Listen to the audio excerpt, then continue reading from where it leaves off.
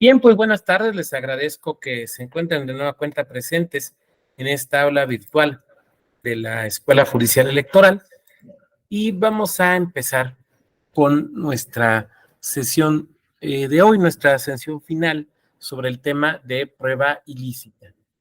Solamente recordar que nos hemos estado moviendo, digamos, entre estas dos concepciones, ¿no? La idea de que la prueba ilícita.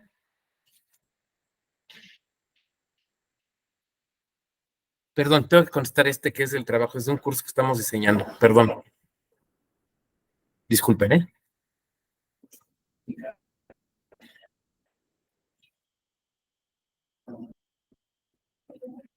Decía yo, donde en un principio la Corte Americana, ¿no? Hasta el caso Wolf versus Colorado de 1949, se había estado orientando, digamos, hacia que se trataba de un tema de derechos humanos. En el Wolf versus Colorado ya nos dice, bueno, no, a ver, lo relevante es el deterrent effect, ¿no? El efecto disuasorio. Lo que tenemos que buscar es un efecto disuasorio. Y esto se puede buscar de diversas maneras. Por un lado, mediante una cuestión de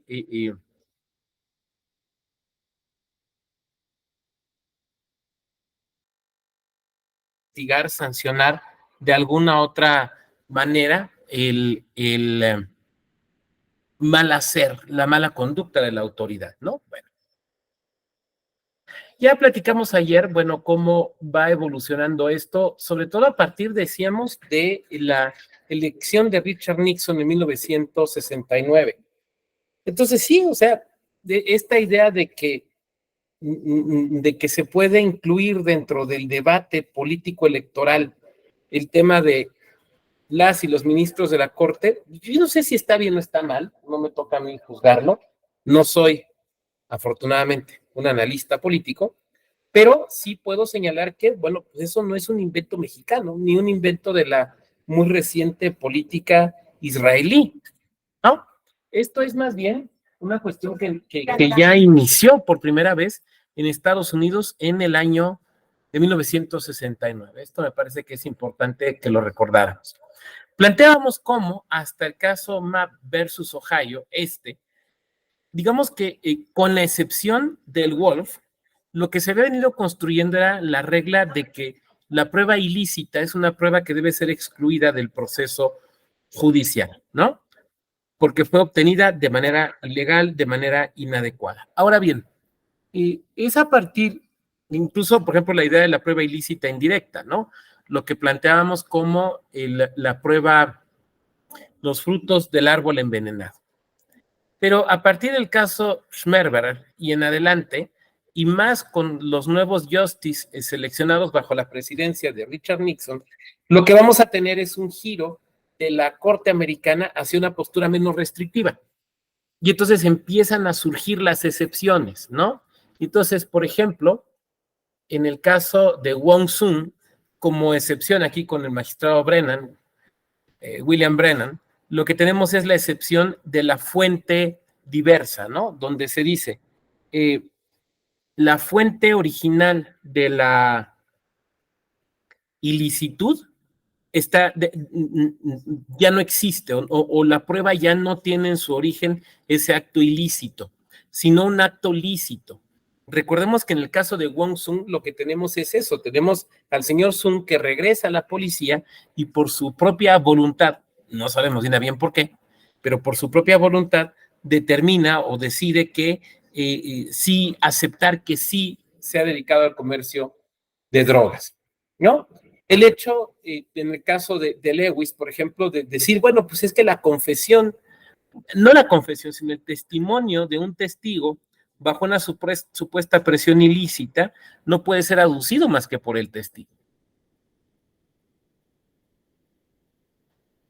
En el caso Fisher versus United States, con el Justice Byron R. White, personaje, insisto, muy interesante, lo que tenemos es la afirmación de que el privilegio de la secrecía entre el abogado y sus clientes, o la abogada y sus clientes, no protege todo lo que hayan entregado, sino las conversaciones, los mensajes que se hayan cruzado. El caso Leon, que es un caso muy interesante y muy importante, porque aquí se establece la presunción de la buena fe, ¿no? De que, recuerden ustedes que es un caso en el cual la policía realiza un cateo, obtiene la orden de cateo y realiza el cateo en la confianza de que está ordenado por un juzgado, por un juez, pero que el juez cometió un error, pero que sin embargo la policía está obrando de buena fe porque está ejecutando una orden judicial.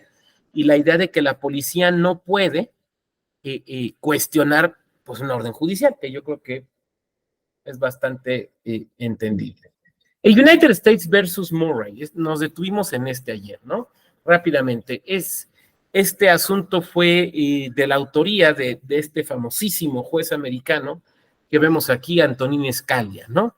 Ustedes saben que fue el gran juez conservador durante muchos años de la Corte, nominado por Ronald Reagan, y digamos el más importante representante de una corriente de la interpretación constitucional americana que es conocida como el originalismo, ¿no? Antonin Scalia, que insisto, es una figura sumamente interesante. Entonces, aquí, ¿qué es lo que sucede? La policía hace un cateo, un registro sin autorización del inmueble de una casa, donde vive el señor Murray, un departamento, y encuentra droga, pero por todos lados, ¿no? Por todos lados. Lo que parece que es bicarbonato en el refri para que no tenga mal olor, resulta que es otra cosa. Pura droga, ¿no? Bueno, pero la policía sabe que no puede ofrecer el producto de ese cateo porque es prueba ilícita. Entonces lo que hacen es que se van y se sale la policía, ya sabe que ahí hay estupefacientes y entonces arma todo un esquema de seguimiento sobre el señor Murray, de revisar la basura que deja tirada, de fotografiar, de darle seguimiento, porque ya saben que tiene drogas. O sea, para la policía ya no es un indicio el que tenga droga, el que a lo mejor vende drogas, no, la policía está segura. Entró a su departamento y Breaking Bad se quedó chico, ¿no?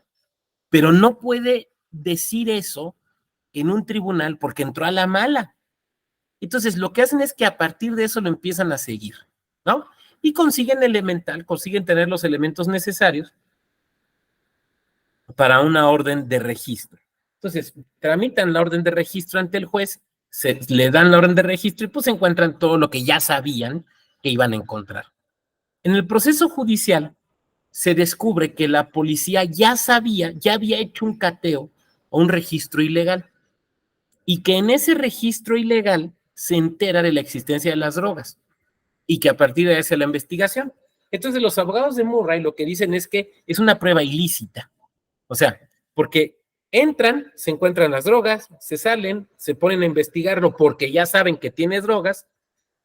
Derivada de esta investigación consiguen ciertos elementos indiciarios que se lo llevan a un juez, diríamos en México, a un juez de control, y dicta la orden de cateo. Entonces, lo que hace la defensa de Murray es relacionar la orden de cateo, el cateo bueno, donde encontraron las cosas, relacionarlo con todo lo anterior hasta el cateo ilegal y decir entonces que es una ilicitud indirecta, probablemente en cuarto o quinto grado. Y lo que hace en este caso Antonin Scalia es, digamos, vamos a reconstruirlo de la manera siguiente. A ver, policía, ¿es cierto que tú te metiste a la mala a la casa de don Murray? Sí, sí, cierto. ¿Qué encontraste? No, hombre, drogas de todo tipo. Ok. A partir de ese registro ilegal, que estás admitiendo que es ilegal, ¿pediste una orden de cateo? No. ¿Qué fue lo que hiciste? Bueno, mire, pues puse unas gentes ahí a fotografiar, a vigilar, le revisaba la basura que tiraba, me puse a investigar ahí con los soplones del barrio, ¿no? Ok. A ver, juez, tú giraste la orden de cateo, ¿verdad? Sí. ¿Qué información te dieron para girar la orden de cateo? Bueno, pues estas videograbaciones, esto que encontraron en la basura, estas declaraciones de unos tipos que le compraban drogas. Oye, ¿tú no sabías, juez, que la policía había hecho un cateo ilegal? No, yo nunca supe. Entonces, tú no ordenaste el cateo en virtud de lo que se habían encontrado en el cateo ilegal. No, entonces yo ese cateo nunca supe. Ok, entonces dice Antonin Scalia, no es prueba ilícita. No es prueba ilícita. Porque si bien la policía se entera de que Murray tiene drogas de una manera ilegal, no fundamenta la petición de la orden de cateo en ese cateo ilegal, sino en otras investigaciones que se hicieron. Claro, posiblemente en este salón de clases alguien levantaría la mano y diría, oiga, doctor, pero a ver, pues en el caso de Wong Sun, como quiera que sea, pues el señor solito fue y declaró. Pero aquí la certeza de la policía y todos los actos de investigación de la policía se despliegan por el acto del cateo ilegal. Pues sí, pero aquí lo que hace Antonín Scalia es decir que es una fuente independiente, porque la orden de cateo, la legal, la que sí valió, no tuvo como antecedente probatorio, o sea, no se le ofreció al juez lo que se había obtenido en el cateo ilegal. Este es un caso, es el Herring, sí, el del condado de Coffee, Herring versus United States. Este es un caso súper interesante. Aquí les puse el escudo de la policía del condado de Coffee, del sheriff de Coffee en Alabama, que es donde pasó esto. Bueno, sucede lo siguiente. Un señor va manejando su carro en un camino de un condado y comete una falta meramente administrativa bastante menor. La clásica de que trae roto una de las luces para indicar el sentido de que va a dar la vuelta, o no lo dio, o no lo indicó, o tiró una colilla, alguna de esas cosas, ¿no? Bueno. Entonces la policía del condado de Coffee lo detiene. A ver, don, ustedes no puso la direccional. Chin, disculpe, don policía, pues se me fue. A ver sus papeles. ¿Cómo se llama usted? No, pues yo soy don Herring. Órale. Bueno. Entonces, ustedes saben que lo que hacen los policías americanos cuando te detienen es que verifican en unas bases de datos nacionales si tienes alguna orden de presentación, algo, ¿no? Algo. Entonces, los policías que detienen a Herring, lo que hacen es, con su identificación, se regresan a su patrulla, consultan la computadora que traen en la patrulla, este es un asunto de 2009, o sea, ya había computadoras en estos vehículos, y entonces ven que Herring tiene una orden de presentación de otro condado, también de Alabama, pero de otro condado, digamos del condado de Junto. Entonces lo que hacen es detenerlo y se lo llevan detenido para entregarlo al otro condado donde tiene la orden de presentación. Al detenerlo, proceden entonces por protocolo a una revisión del vehículo y le encuentran drogas. Y no me refiero a deudas no pagadas en Coppel por la mortálica, ¿no? Sino de drogas de otro tipo. Diría un amigo mío, drogas de esas que dejaron chueco al porqui, ¿no? Bueno, entonces, lo detienen, ven eso, y entonces le fincan una responsabilidad por las drogas, por posesión de drogas.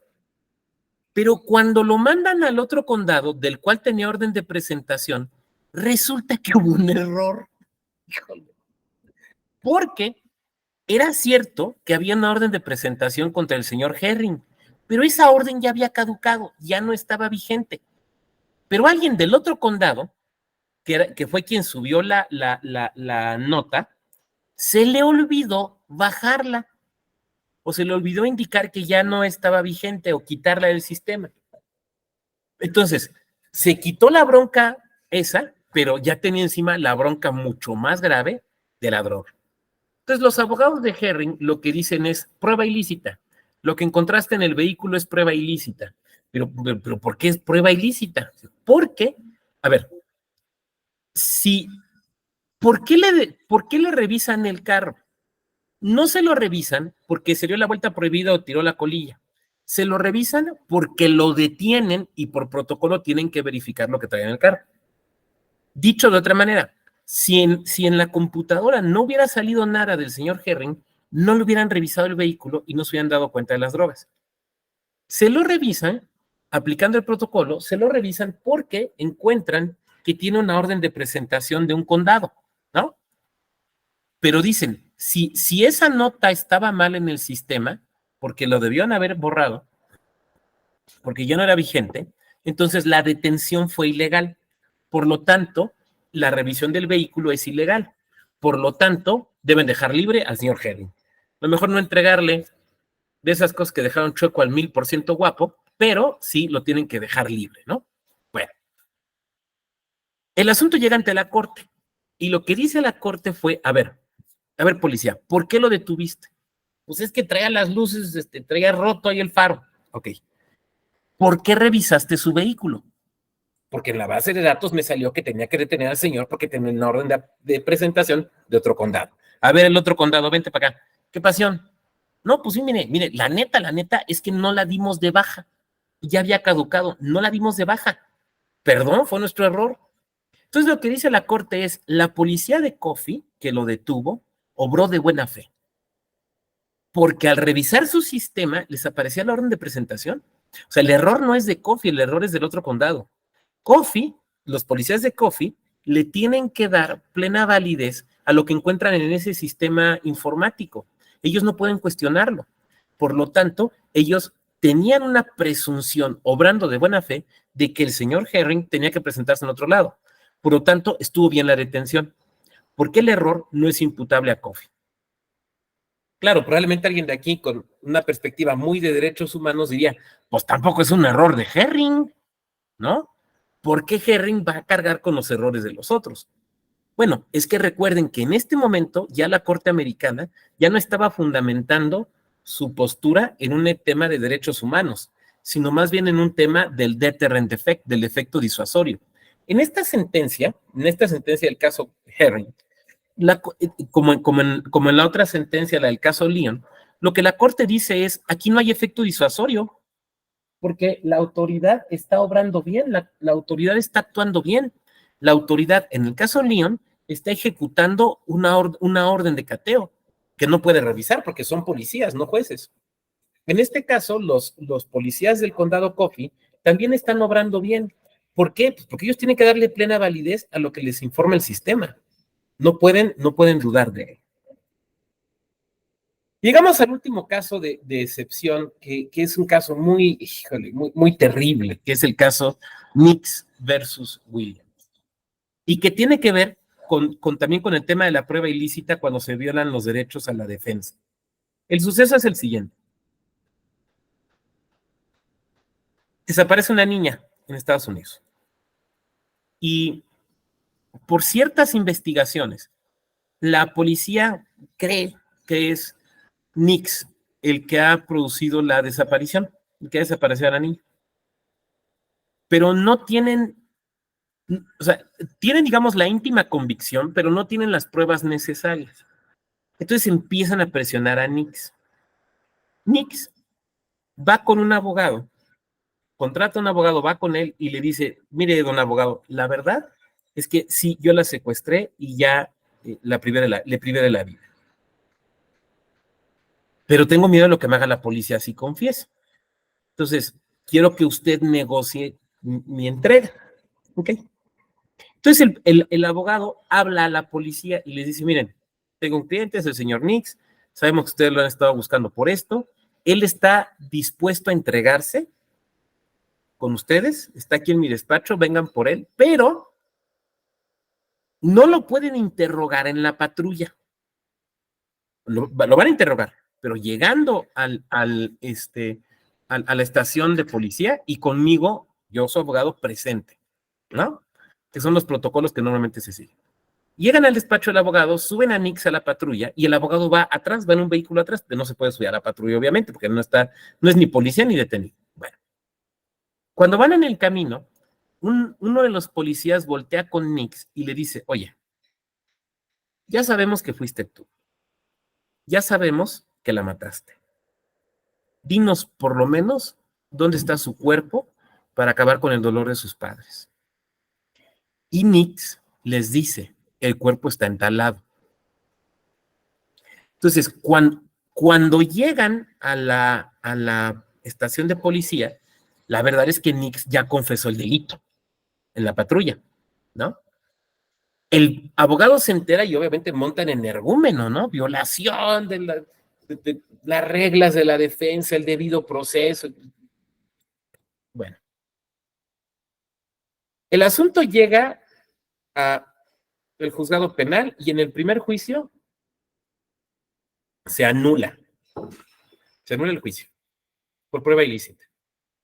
Pero por ciertas cuestiones técnicas se tiene que repetir el juicio y en el segundo juicio condenan a Nix, considerando prueba lícita su confesión. El asunto llega ante la Suprema Corte y la discusión ¿es una prueba lícita o ilícita? Ahora, el problema es que, me voy a regresar, muy claramente, una prueba que atenta contra el derecho a la defensa es una prueba ilícita, ¿no? Porque atenta contra las reglas del debido proceso. Entonces, la Corte Americana no puede afirmar que es una prueba lícita. Entonces, es un caso bastante complejo, pero por otra parte, el tipo es un homicida confeso. El tipo ha matado a una niña. Entonces, híjole, también dejarlo libre, un caso muy complicado. Probablemente si los americanos, y entonces nosotros también, hubieran optado por el modelo que se tiene en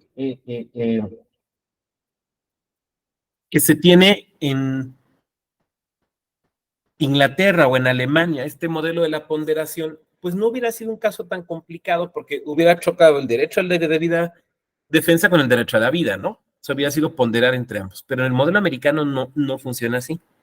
Entonces, en este caso, lo que la Corte Americana establece es lo que se conoce como la excepción del descubrimiento inevitable, ¿no?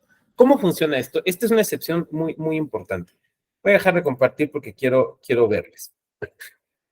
Lo que dice la Corte Americana en este caso es que si bien la prueba fue obtenida de manera ilícita, violando derechos de defensa, se debe de admitir. Y se debe de admitir porque de todos modos se iba a descubrir el cuerpo de la niña. ¿Por qué? Porque en la búsqueda del cuerpo ya se encontraban a muy pocas millas de donde estaba. Y en el cuerpo iban a encontrar huellas que iban a llevar a la policía indefectiblemente a concluir que era Nix el secuestrador y homicida. Ustedes lo han visto en reportajes, en documentales, películas o series, cómo hacen los americanos cuando están buscando a una persona perdida, ¿no?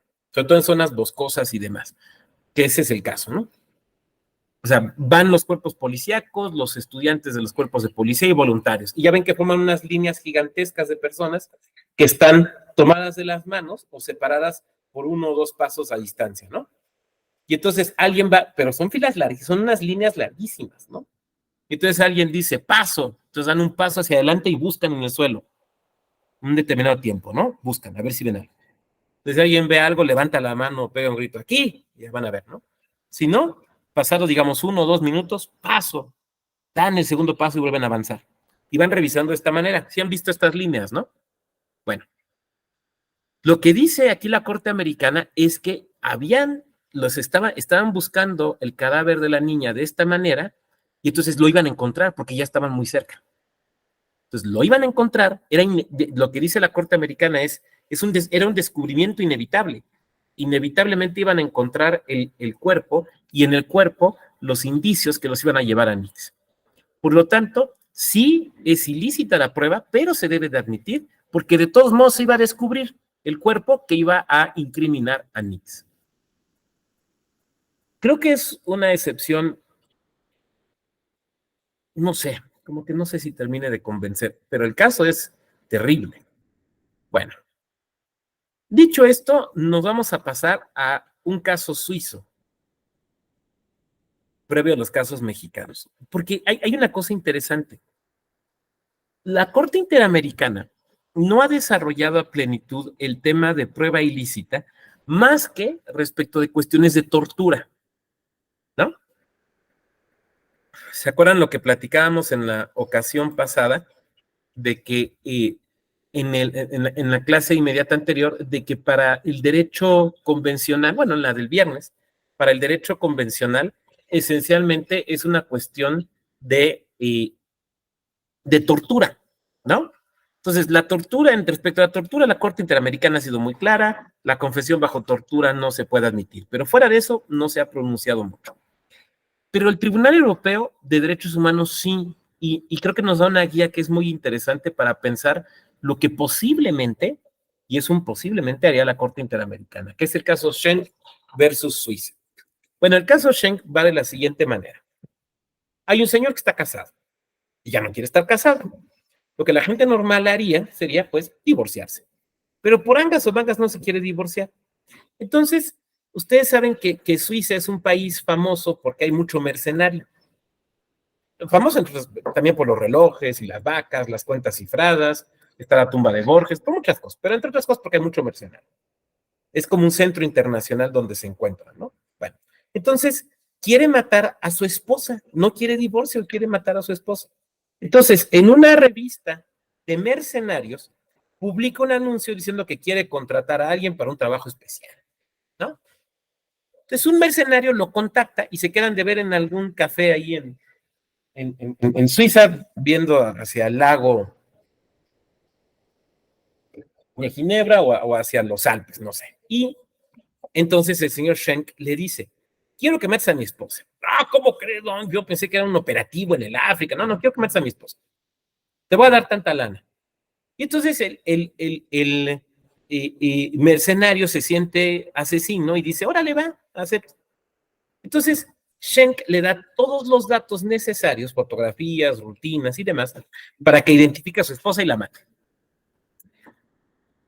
El hombre al que ha contratado el hitman encuentra a la esposa, pero ya cuando la va a ejecutar, vuelve a pensar el asunto y dice, no, a ver, yo soy mercenario, no un asesino, entonces no la voy a matar. Entonces habla con ella y dice, oiga, señora Shen, fíjese que soy fulano tal y me contrataron para matarla. No, hombre, ¿cómo dice eso? No, sí, mire, me contrató su esposo, aquí están los mensajes, los correos, la información. Entonces van y denuncian en la policía. Y la policía le dice a este tipo, oye, pues ya que estás denunciando esto, ayúdanos a agarrarlo. Sí, ¿cómo no? ¿Cómo lo hacemos? Bueno, pues tú dile que esa vez no pudiste porque se te escapó por la mano del muerto, pero dile que ya vuelva a entablar contacto con él para preguntarle si sí está seguro. Entonces, vuelven a entrar en contacto con el teléfono de Schenken, con el teléfono del mercenario contratado intervenido, que él había aceptado que se interviniera, y pues graban a Schenk diciendo, sí, sí, ya quiero que acabes con ella, ya no quiero estar casado, quiero que se muera, todo esto. Y lo procesan penalmente. Lo procesan penalmente y lo condenan. El asunto llega hasta el Tribunal Europeo de Derechos Humanos. Y los abogados de Schenk lo que sostienen es que es una prueba ilícita, que su cliente fue grabado sin su consentimiento por parte de la policía. Y que por lo tanto es una prueba ilícita que debe de excluirse. Ahora, ¿qué dice la normatividad europea? ¿Quién me puede ayudar a leer la parte derecha de esta lámina, por favor? Adelante. 6.1 del Convenio Europeo de Derechos Humanos, según el cual toda persona tiene derecho a que su causa sea oída equitativa, públicamente y dentro de un plazo razonable por un tribunal independiente e imparcial establecido en la ley, que decidirá los litigios sobre sus derechos y obligaciones de carácter civil o sobre el fundamento de cualquier acusación en materia penal dirigida contra ella. Y entonces los abogados de Schenk, muchas gracias, compañero, por la amable lectura, señalan que es una violación a estas reglas del debido proceso.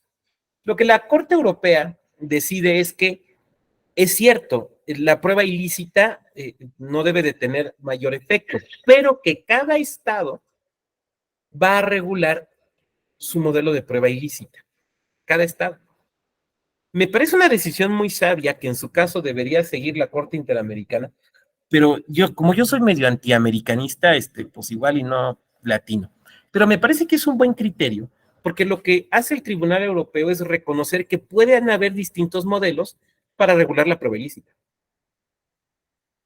Por ejemplo, España tiene el mismo modelo que nosotros, basado también en la jurisprudencia americana, y excluye la prueba ilícita. Pero ya hemos platicado cómo Alemania e Inglaterra no necesariamente la excluyen, sino que la someten a un análisis de proporcionalidad. Entonces, el Tribunal Europeo, en lugar de tratar de emitir un criterio único, lo que está diciendo es, todos están obligados a respetar estas reglas. A ver, don Schenk, ¿tuvo derecho a defenderse? Sí. ¿Su juez fue imparcial? Sí. ¿Pudo ofrecer pruebas? Sí. ¿Pudo alegar? Sí. ¿Pudo impugnar? Sí. ¿Lo tratan mal? ¿Le dan tortura? ¿Lo torturan ahí en su prisión? Oiga, pues estoy en una prisión en Suiza, o sea, es como un hotel de 5 estrellas en cualquier otra parte del mundo. Obviamente no. Bueno, don Schenk, entonces no le han violentado sus derechos, porque ahí la apreciación de la prueba ilícita, gracias, y ahí la apreciación de la prueba ilícita va a depender de la regulación de cada estado. Y bueno, así llegamos al caso mexicano. Y aunque se había venido desarrollando un poco el tema de la prueba ilícita en México, la realidad es que tomó plena fuerza a partir de un caso muy famoso, que es el famoso caso Lidia Cacho, ¿no?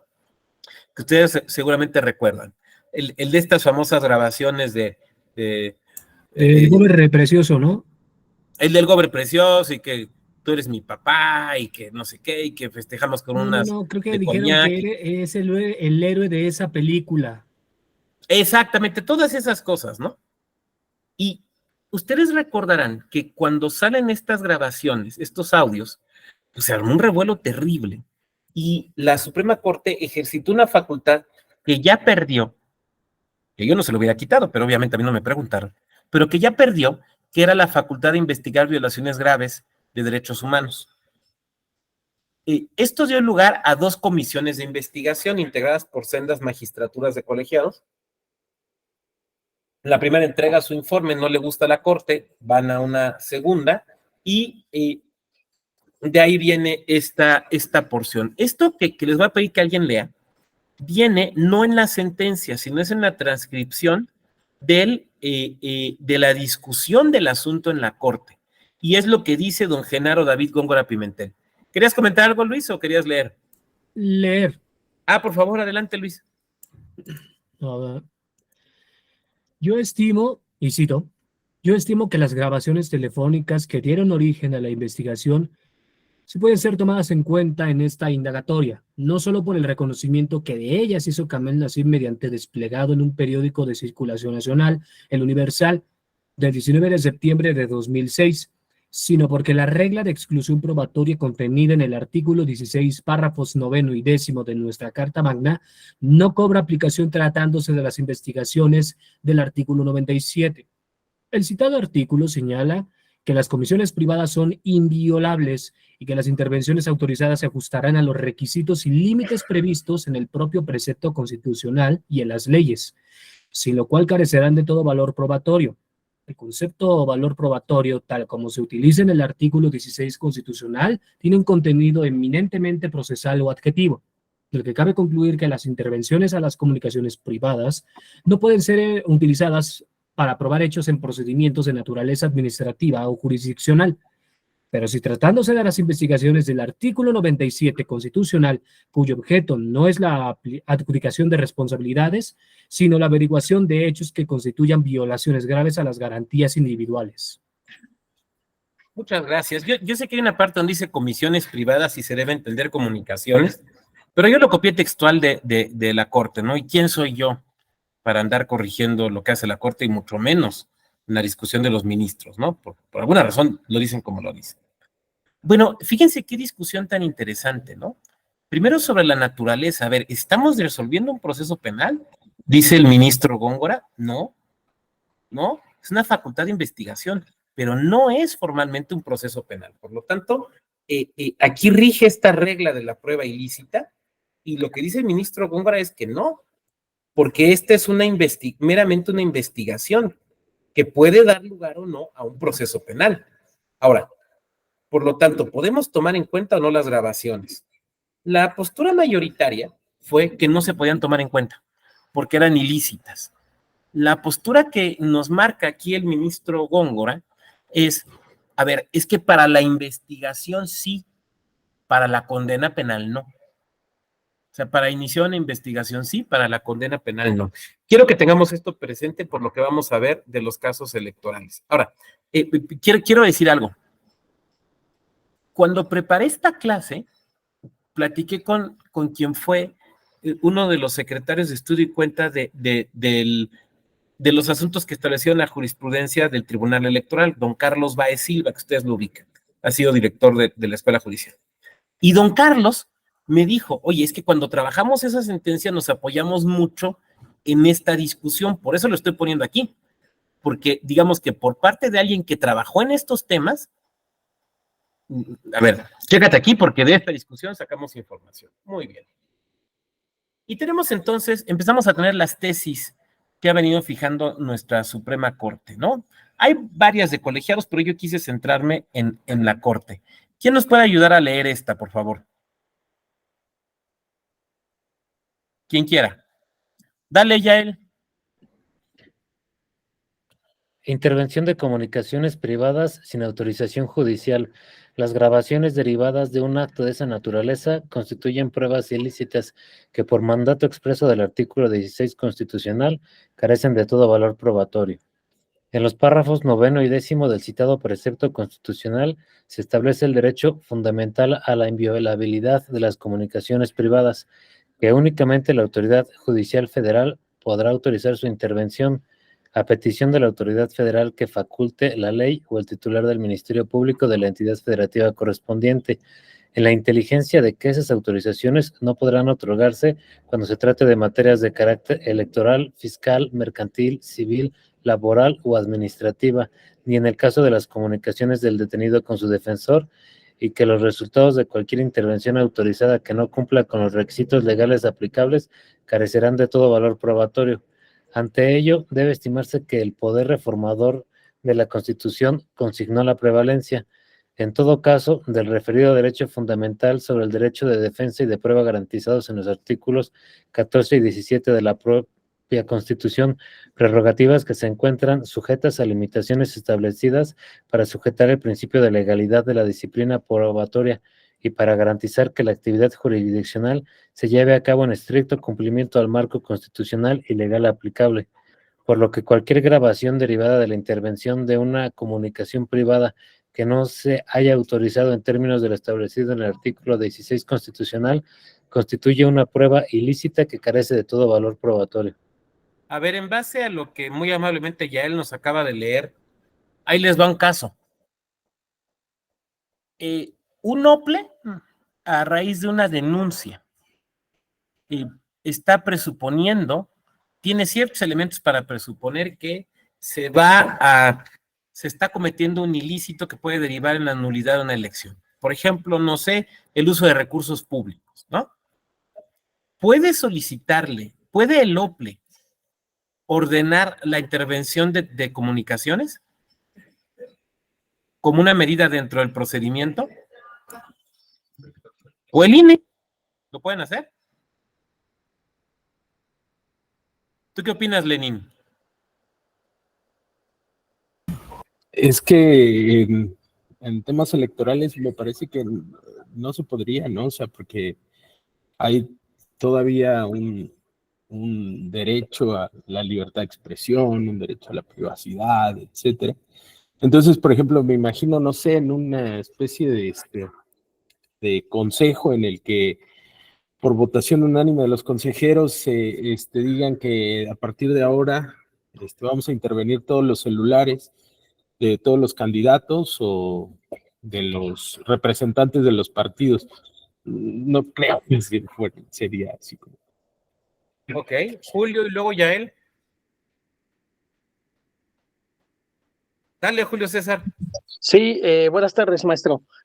Yo creo que para empezar, pues el OPLE ni el INE es competente para ordenar la intervención, ya que existen jueces especializados para dichas intervenciones. Obviamente estamos hablando de telecomunicaciones y luego entonces se tendría que pedir precisamente la autorización de un juez especializado. Muchas gracias. ¿Yael, querías comentar algo? Sí, doctor, gracias. Pues creo que con lo que dice la tesis y con lo que vimos de la exposición de los ministros, como que quedaba entredicho que se podía únicamente para la investigación en materia penal. Incluso aquí nos dice que hay unas materias en las que no aplica, que es electoral, fiscal, mercantil, civil, laboral, administrativa. Entiendo que pues se pudiera, que es flexible esta prueba ilegal admitirla, siempre y cuando sea en materia penal y que se cumpla con ciertos requisitos. Sin embargo, desde que leímos la lámina anterior, como que me quedó la duda, como que me saltó de que eso pues no sería en sí pues muy progresista, o sea, atiende como lo que vimos en la clase pasada, en la que se dividía la pantalla, que decía una definición atiende a la norma legal y otra definición atiende a los derechos humanos. Esta siento que pues no atiende realmente a los derechos humanos, sino a la norma legal, porque establecimos un piso parejo de lo que es la dignidad humana y creo que en ningún caso se debería, incluso en materia penal, aunque sea para la investigación, aunque no se vaya a tomar en cuenta para la resolución, no debería ser admitida ninguna prueba ilegal. Muchas gracias, Yael. Creo que podremos, con las 3 intervenciones que han tenido, coincidir en que no, ni el INE ni los soples. Ahora, ¿un tribunal electoral podría ordenar la intervención? Yo creo que tampoco. Ahora, vamos a complicarlo más. Ok, ni el INE ni los soples, ni un tribunal electoral, ¿no? Pero, oiga, doctor, pues, imagínese, o sea, recursos públicos en una elección, pues eso es algo muy grave, es una violación constitucional, puede dar lugar a una invalidez de una elección. ¿No cree que entonces, bueno, ya, si el INE no puede, si los soples no pueden, si los tribunales electorales no pueden, ¿no podrían los tribunales electorales pedirle al juez penal, que si no me equivoco sería juez de control, la intervención y el juez penal obsequiar la petición? Adelante, Julio. Sí, maestro. En materia penal, ni siquiera el juez de control ni tribunal de oralidad son los competentes. Hace rato lo mencionaba, es un juez especializado en materia de telecomunicaciones, precisamente porque se está violentando o se violentaría esa intimidad que todos tenemos en materia de llamadas, mensajes y todo eso. Entonces, además de que sería un juez federal y es un juez especializado en la intervención de esas comunicaciones, vamos, vía telefónica o vía mensaje. Entonces, ni siquiera el juez penal, el juez, ahora sí que el fiscal, lo que hace es girar oficio para que obviamente un juez conozca y él autorice o no la intervención de revisión de, a lo mejor hasta de un teléfono, ¿no? Esa es la realidad. Gracias. Y mi estimado Julio acaba de evidenciar por qué me dedico al electoral y no al penal. Gracias por el apunte, Julio. Entonces, un juez electoral, un tribunal electoral, una magistratura electoral, ¿le podría pedir auxilio a esos jueces especializados para intervenir? No, porque la intervención solamente puede dar cuando se trata de asuntos penales. Esto es un asunto electoral, entonces tampoco así. No se puede ordenar, claramente, no se puede ordenar, por ejemplo, la intervención de comunicaciones para cuestiones electorales, no se puede. Yo recuerdo una propuesta de mi muy estimado doctor René Casoluengo, ustedes lo ubican, fue profesor aquí en la Escuela Judicial Electoral, algún trabajo donde él hablaba de a lo mejor permitir que se pudieran, en estos casos, sí se pudiera autorizar por el juez competente la intervención de comunicaciones. Creo que es un tema digno de debatirlo, pero en todo caso, en el momento, no se puede. Julio, ¿querías comentar algo más? Tenemos la manita arriba, ¿no? Bueno. Prueba ilícita. Fíjense, quiero que leamos este criterio también de la Corte. Por favor, quien me pueda ayudar a leerlo.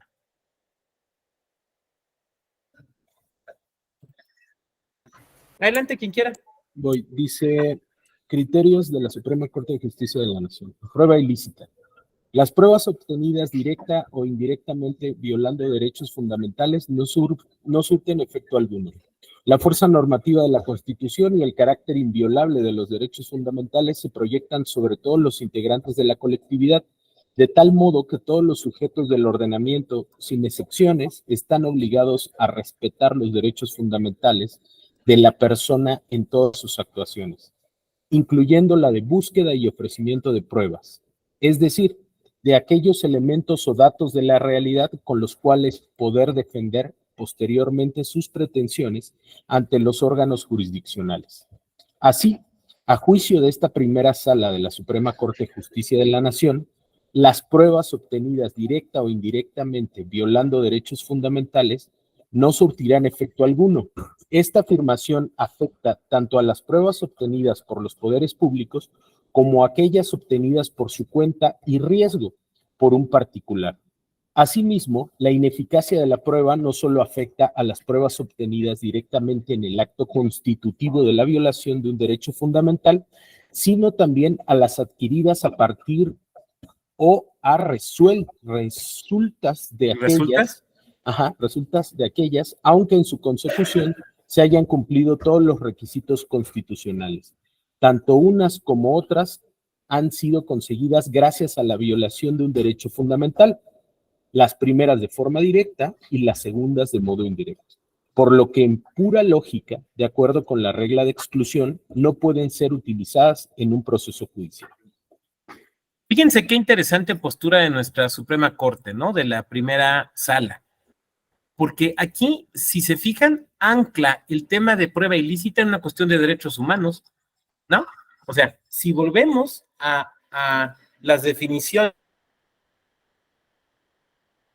que anclaba el tema de prueba ilícita en una cuestión de derechos humanos, que digamos es la primera que sostuvo la Corte Americana, y la segunda que lo anclaba en un tema de ilicitud, de ilegalidad, o sea, una cuestión de segundo orden, ¿no?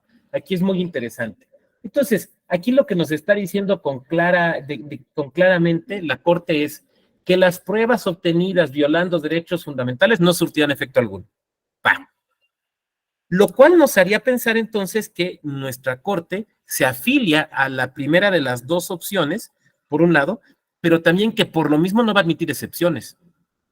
A ver, es que es lógico, ¿no? O sea, si prueba ilícita es la que se obtiene en violación a un derecho, no puedes admitir una prueba ilícita, porque admitirías una prueba que se obtuvo en violación a un derecho. O sea, creo que no tiene mucho para dónde hacerse, ¿no? Bueno, entonces me parece que lo dice aquí con mucha claridad. Esto derivó de un asunto, pero además aquí hay algo muy importante. La prueba ilícita puede venir de las partes o de la autoridad o de particulares. Porque hasta ahorita, los casos americanos, prácticamente toda la ilicitud de la prueba se había analizado en pruebas ofrecidas u ofertadas por las autoridades. Aquí lo que nos dice la Corte es que puede haber una prueba ilícita ofertada por los particulares. Esto es muy importante para la materia electoral, porque quiere decir que la ilicitud no depende de quién la ofrece. O sea, dicho de otra manera, no es que la regla de la exclusión de la prueba ilícita solo se le pueda aplicar a las autoridades, también se nos puede aplicar a los particulares. Este criterio derivó de un asunto de divorcio donde un señor, un asunto del Estado de México, ya ven que antes para divorciarse tenía uno que probar una causal, ¿no? Entonces este asunto es de aquellas tristes épocas. Entonces decía que un señor ofrece para acreditar el divorcio, pues una serie de correos electrónicos que su esposa se había cruzado con otro señor, de los cuales se evidenciaba que pues ya no había amor en el matrimonio, ¿no? Digamos. Entonces, ¿por qué tuvo acceso a ello? Porque la señora le dio en algún momento la clave de su correo pues, para contestar algún correo o algo así. Entonces, si aplicaba o no la secrecía en comunicaciones de este tipo, y la Corte determina que sí. Ahora, esto es muy interesante porque este criterio ya, o sea, aquí la Corte dijo se aplica para los correos electrónicos, pero este criterio se ha ido ampliando, ¿no? O sea, correos electrónicos, pero también SMS, pero también DMs, pero también Telegram, pero también WhatsApp, pero también cuando existía el BlackBerry Messenger, todas estas distintas formas de comunicación. ¿Por qué? Porque están tuteladas por la secrecía, ¿no?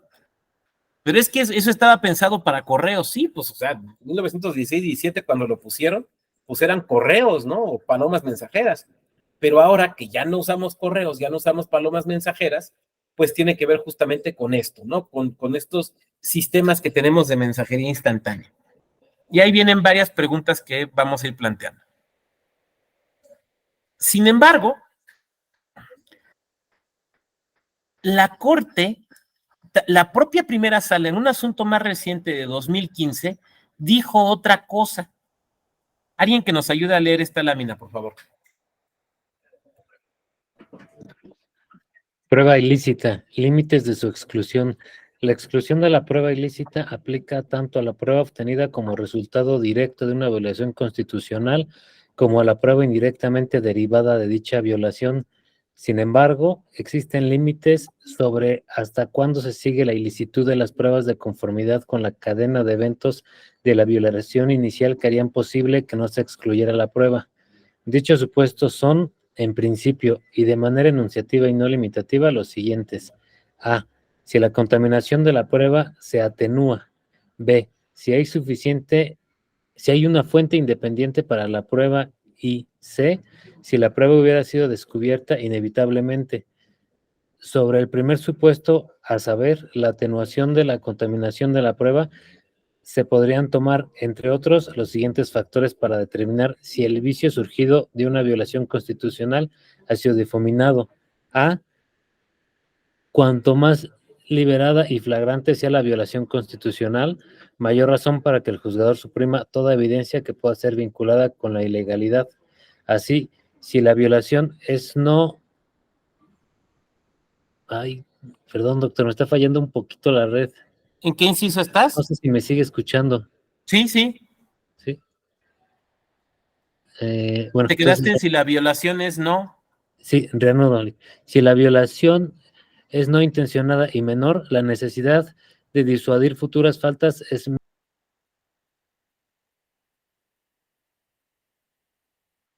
Ya no escucho al compañero, ¿ustedes lo escuchan?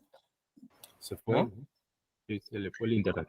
Se me hace que sí. Bueno, le sigo yo. Decía, así si la violación es no intencionada y menor, la necesidad de disuadir futuras faltas es menos irresistible. B. Entre más vínculos o peculiaridades existan en la cadena entre la ilegalidad inicial y la prueba secundaria, y más atenuada la conexión. Y C. Entre más distancia temporal existe entre la ilegalidad inicial y la adquisición de una prueba secundaria, es decir, entre más tiempo pase, es más probable que la atenuación de toda prueba. En relación con el segundo supuesto, es necesario determinar si hay una fuente independiente para la prueba. Finalmente, el tercer punto, para no excluir la prueba, consistiría en determinar si esto hubiera sido descubierto inevitablemente, el descubrimiento inevitable, en el proceso. Dicho supuesto se refiere, en general, a elementos que constituyen prueba del delito que hubieran sido encontrados independientemente de la violación inicial. La aplicación del anterior estándar debe hacerse en cada caso concreto. Este criterio es importantísimo, es interesantísimo. Miren, el anterior derivaba de un asunto familiar, ¿no? De un asunto de divorcio. Este es un asunto penal, donde detienen a una presunta banda de secuestradores y extorsionadores. Ahora, fíjense, quiero que comparemos algo. Miren, ¿cómo inicia aquí el criterio?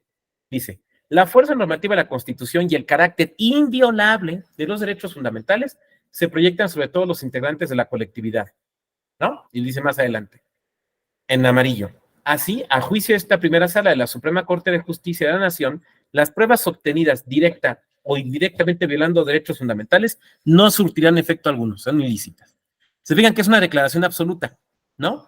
Anclada en la idea de que la prueba ilícita es un tema de derecho fundamental. Pero, fíjense acá cómo empieza distinto.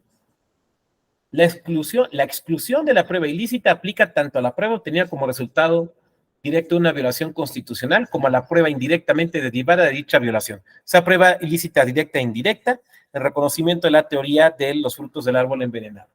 Sin embargo, existen límites sobre hasta cuándo se sigue la ilicitud de las pruebas. A ver, si es un asunto de derechos fundamentales, no hay límite. O sea, porque si se obtiene en violación a un derecho fundamental, no se puede admitir.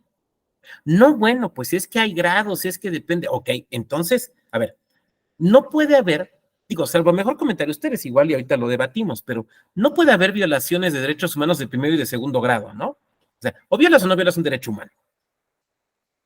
Aquí lo que nos está diciendo la Corte es que, bueno, es que en algunos casos es admisible.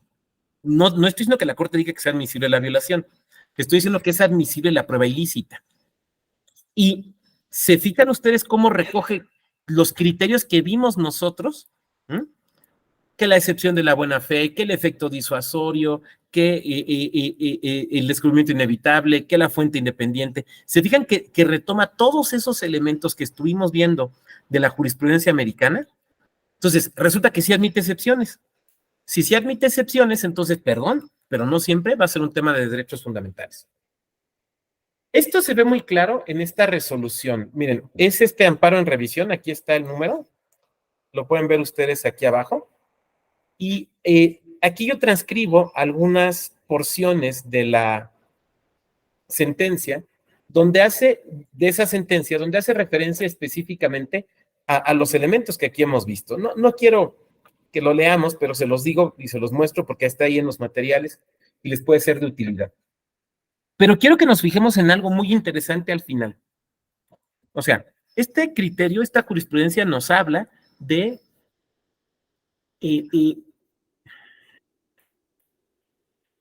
los supuestos donde se admite la prueba ilícita, ¿no? O sea, los casos de excepción donde se pueden admitir. Y los va hablando y los va explicando. Pero fíjense lo que dice al final. Punto. La aplicación del anterior estándar debe hacerse en cada caso concreto. Aquí establece una obligación muy importante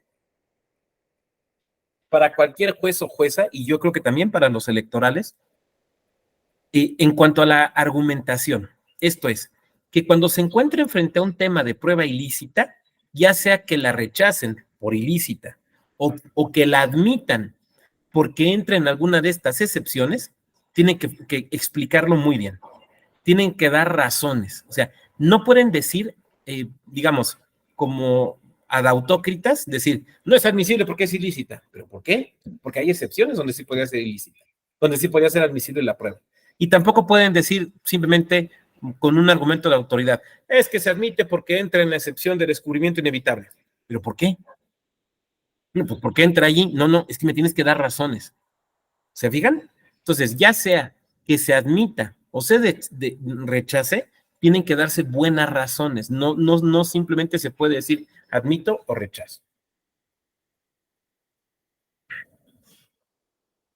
Bueno, llegamos a los asuntos electorales.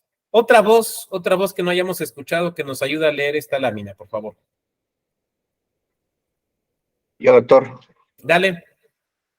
Dice, coalición para cambiar Veracruz y otros contra Tribunal Electoral del Poder Judicial del Estado de Veracruz, Ignacio de la Llave, jurisprudencia 10/2012. Uso indebido de grabaciones obtenidas de forma ilícita, caso Puebla y Guerrero. Grabaciones de comunicaciones privadas carece de valor probatorio en materia electoral.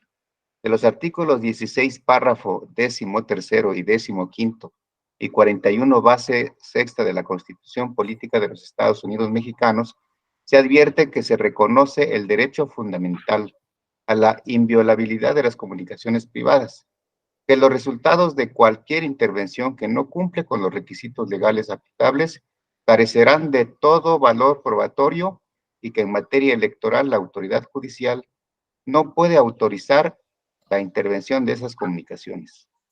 En esas condiciones, como las autoridades electorales deben observar los principios de constitucionalidad y legalidad en sus actuaciones, es de concluirse que cualquier grabación o medio de prueba derivado de la intervención de una comunicación privada constituye una prueba ilícita que carece de todo valor probatorio en materia electoral.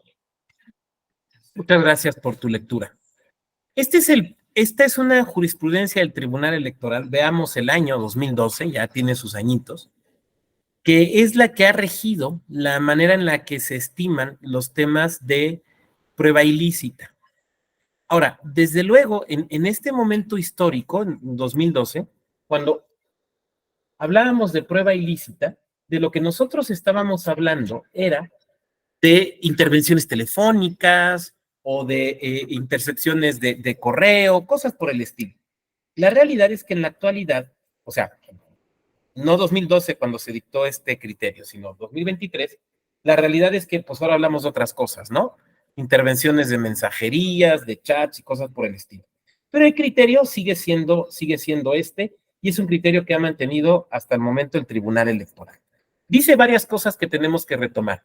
Primero, reconoce el derecho fundamental a la secrecía de las comunicaciones. No importa si el tipo es malo o bueno, todas y todos tenemos derecho a esta secrecía de las comunicaciones. Esto en un primer momento. En un segundo momento, cuando dice que cualquier intervención que no reúna los requisitos legales aplicables deberá considerarse ilícita. ¿Cuál es la que se considera válida? Pues creo que ya lo comentamos aquí, ¿no? Aquella que es y que cuenta con una autorización judicial para realizarse. Me parece que ahí, digo, salvo mejor apreciación de su parte, no tendríamos muchos problemas. Pero también nos señala que la Judicatura Electoral no puede ordenar intervención de comunicaciones.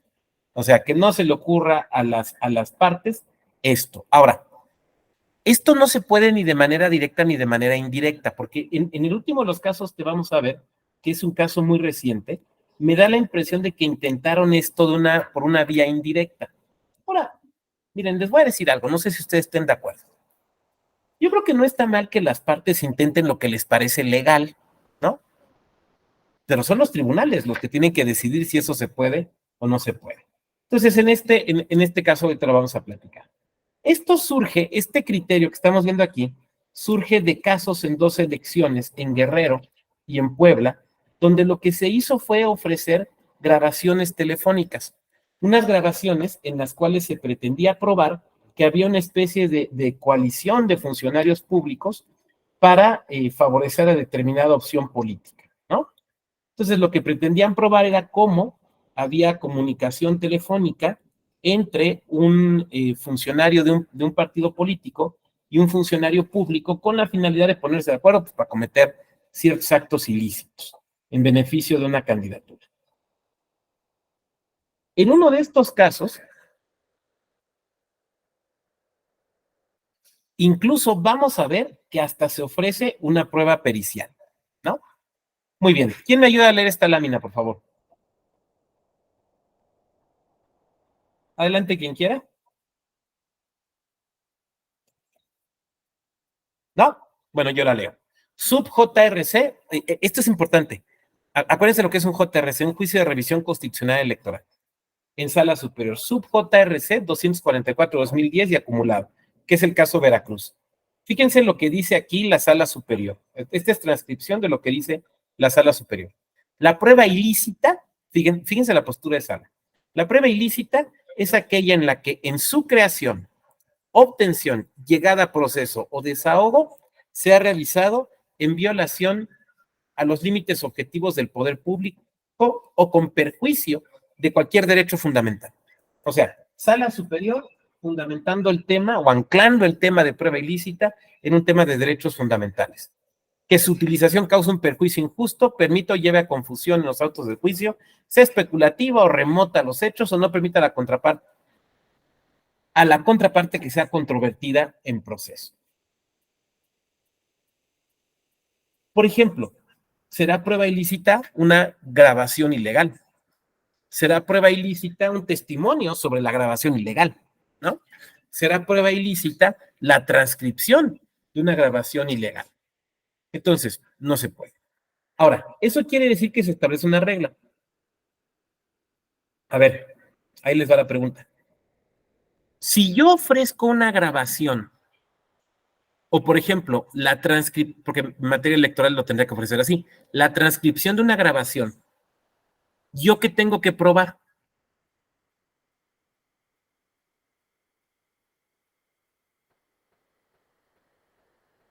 ¿Cómo la obtuve? ¿Cómo la obtuve? O sea, yo no puedo decir, no, oiga, don Vado, ¿y cómo obtuvo esa grabación? No, pues mira, un día salí de mi casa y estaba un señor con botas, cinturón piteado y sombrero afuera y me dijo, soy un amigo del pueblo, aquí le traigo estos audios. No, pues es que es del amigo del pueblo y ese quién es. No. Tampoco le puedo decir al tribunal, o sea, cuando el tribunal me diga, ¿y cómo obtuviste esas grabaciones? No, pues hay, pues con mucho esfuerzo, ¿no? Con mucho esfuerzo las obtuve. No, a ver, ¿de dónde? A ver, porque la grabación la puede ofrecer la parte, o sea, yo estoy grabando mi conversación, yo la puedo ofrecer. Supongamos una conversación que tenemos Abel y yo. Yo lo estoy grabando, yo la puedo ofrecer. Abel la está grabando, la puedo ofrecer. O si yo hice la grabación y voy con la parte y le digo, oye, yo grabé esto, me están diciendo esto, aquí está la grabación y yo estoy dispuesto a testificar. Ahí sí, porque hay una obtención legal, se está demostrando. Entonces, siempre que se ofrece una grabación, ya sea la propia grabación o la transcripción de la misma, se tiene que acreditar la legal obtención y la legalidad de la grabación. Entonces, no se vale decir, me lo dejó Juan Pueblo, no se vale decir, no, pues es que no le puedo contar, no se vale decir, un ciudadano comprometido, no, ni mayes. Se tiene que tener absoluta certeza de cómo se obtuvo. Este es el caso Puebla, ¿no? Todos estos son los que fueron fincando este criterio. Adelante, Gerardo. Maestro, ¿qué tal? Buenas tardes, gracias. Se me viene, ya que estamos tocando el tema de materia electoral y esta necesidad de cuando pretendemos ofrecer estas pruebas, digámoslo, delicadas, ¿no? Porque constitucionalmente existe la obligación de cumplir con esos requisitos para que pudieran surtir algún efecto en algún juicio. Pero se me viene a la mente, por ejemplo, este caso ahorita tan sonado que de un programa de televisión de una gobernadora del sureste mexicano que semana tras semana da a conocer una serie por medio de audios, de mensajes de WhatsApp de algún político, presidente de un partido político nacional. Entonces, de repente, me quedo pensando y advierto cómo, pues es muy temerario, ¿no? La postura, porque precisamente estamos aquí analizando que estar manejando este tipo de elementos, ¿verdad? Pues implican inclusive responsabilidades también de otras índoles. Entonces, y lo reafirmo ahorita que estamos comentando el tema, ¿verdad? Que es bastante temeraria esa actitud, porque irresponsable, no sé si llamarle, porque en aras de un uso político, aunque se discute o se maneja, ¿verdad? Se pretende legitimar desde ese programa de televisión que existe otro interés, ¿verdad? Público, también de gran relevancia, que inclina la balanza para que esta gobernadora, pues, dé a conocer esa información, pero creo que allí no sería el escenario ideal, particularmente por la cuestión del tema inclusive que se manejó, de que había unas imágenes, fotografías de algunas funcionarias subdiputadas, de mujeres, también del mismo partido, de este presidente del partido, en el que al parecer se manejó de una red de extorsión para efecto de que le mandaran esas fotografías íntimas, y que a través de que se las mandaran, ¿verdad? Era el modo, la forma por el cual las escogía para hacer la repartición de las diputaciones plurinominales. Entonces, inclusive en ese punto específico, ya hubo un pronunciamiento de la sala regional especializada en el que decretó que existía violencia política por parte de que esta conducta, ¿verdad? de esta servidora pública implicaba violencia política, porque así no era la posición. Desde un principio pensé yo que efectivamente eso podía darse de esa manera, y que pues así efectivamente no se podía proteger a las mujeres. Si esa prueba llegó a ella de alguna manera, que nunca me quedó muy clara la forma en que fue, si de verdad había la intención de proteger a estas mujeres, pues a mí se me ocurría que podía ser la vía, ¿verdad? Si era honesta la postura, pues dar vista al INE, ¿no? A la autoridad competente, de esas informaciones, porque ella refería que las fotografías, las imágenes las tenía en su poder y que al tenerlas en su poder, inclusive hizo la manifestación de que tengan cuidado, diputadas, porque muchos de ustedes se atrevieron a mandar fotos íntimas. No van a salir de mí, pero yo aquí las tengo. Entonces, o sea, posiblemente podía darse alguna cuestión de violencia política de algún dirigente de un partido. No sé, es complicada la cuestión, porque a quién correspondería en dado caso, ¿verdad? La legitimación para denunciar ese tipo de conducta en su perjuicio. Tal vez no era a la gobernadora, pero tal vez sí en una actitud muy sana, muy responsable, pues a lo mejor esa información sí se la tendría que dar a la autoridad nacional, tal vez al INE, que por medio de su unidad técnica de lo contencioso, que es la encargada de recepcionar ese tipo de denuncias y dar a conocer, mira, me enteré de esto, aquí está, no lo sé, sale de mis manos y procede, porque al parecer un dirigente partidista presiona de alguna manera a sus militantes, mujeres, para efecto de repartir las diputaciones, y pudiera configurarse ahí alguna conducta posiblemente de violencia política de género, y pues bueno, ahí que se inicien las investigaciones. Pero no, fue de otra forma, y la sala regional especializada pues ya resolvió como lo manifesté en este momento, y pues tiene que ver con esta cuestión que estamos manejando, ¿no? Ese tipo de información, ¿verdad? De las personas que se anda luego haciendo por ahí uso político de ella y trae sus consecuencias. Es cuanto, maestro, nada más era el comentario.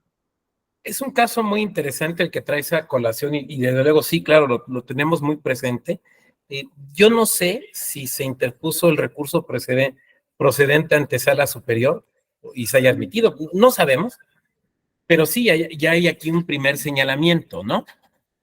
Ya hay aquí un primer señalamiento.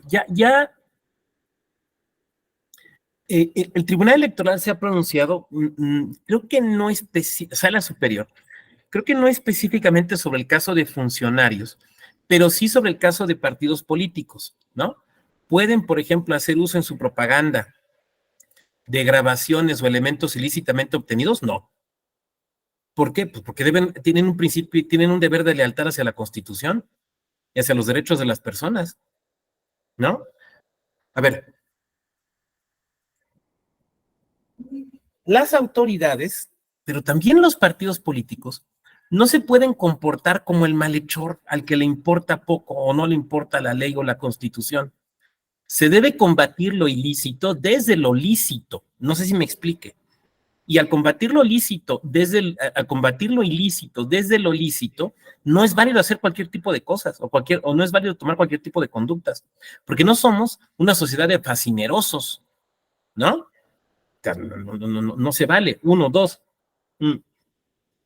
En este caso que muy bien comenta Gerardo, se suma otro elemento que supera o que va más allá, digamos, del de nuestra sesión de hoy, que es el de violencia política en razón de género, ¿no? Pues ahí hay varios elementos que desde luego se van a tener que considerar. Ahora, creo que aquí hay ciertos elementos ya que pueden ir ilustrando cuál ha sido el criterio que ha venido sosteniendo Sala Superior. Este es el caso Puebla, ¿no? Donde de nueva cuenta se prohíbe la admisión de prueba ilícita, como las grabaciones obtenidas de manera ilegal, y que no se pueden utilizar incluso para efectos de propaganda gubernamental. A ver, aquí ¿cuál fue el tema? Aquí el tema fue que en la elección de gubernatura de ese año empezaron a utilizar en la propaganda político-electoral esos audios del asunto de Kamel Nasif que ustedes muy bien recordaban, ¿no?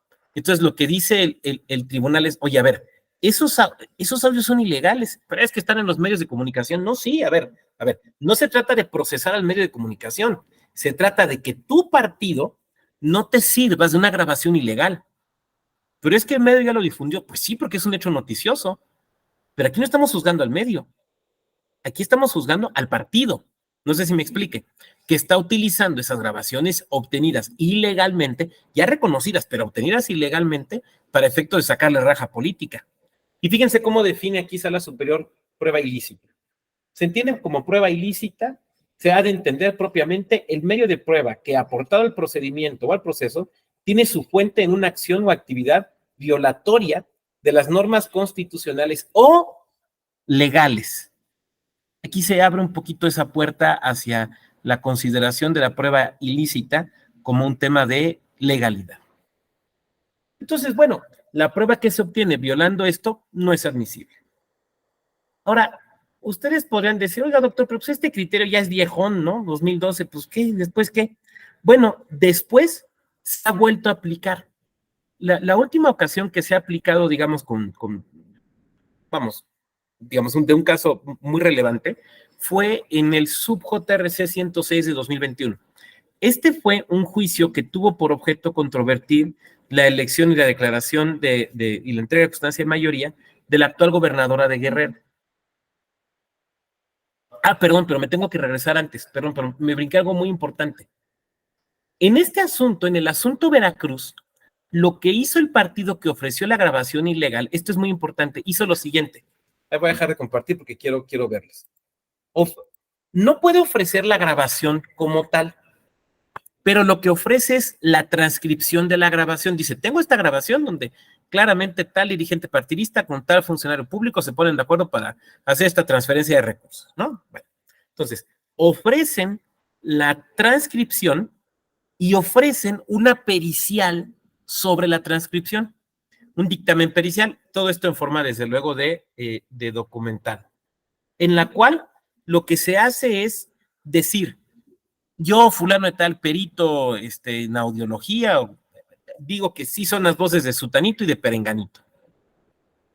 Ahora, ya lo hemos comentado aquí, la transcripción de una grabación ilegal ¿es válida? No, es prueba ilícita en primer grado. Ilícita indirecta en primer grado, ¿estamos de acuerdo? Ahora, ¿el peritaje sí sería admisible? Pues no, porque ¿sobre qué está peritando? ¿Sobre una prueba ilícita inadmisible? No. Fíjense qué interesante. La grabación es prueba ilícita en primer grado. La transcripción es prueba ilícita indirecta en primer grado. La pericial, de haberse admitido, que era obviamente en forma documental, era prueba ilícita indirecta en segundo grado. Pero no, aquí aplicó clarísimamente el tribunal la doctrina de los frutos del árbol envenenado. Pero decía yo, la última vez que esto se abordó con mucha contundencia fue en el sub-JRC 106 de 2021, que tiene que ver con con la última elección de la gubernatura en Guerrero. A ver, ¿qué es lo que sucedió allí? Bueno, fueron varias cosas, pero vamos, lo que tiene que ver con el tema de prueba ilícita.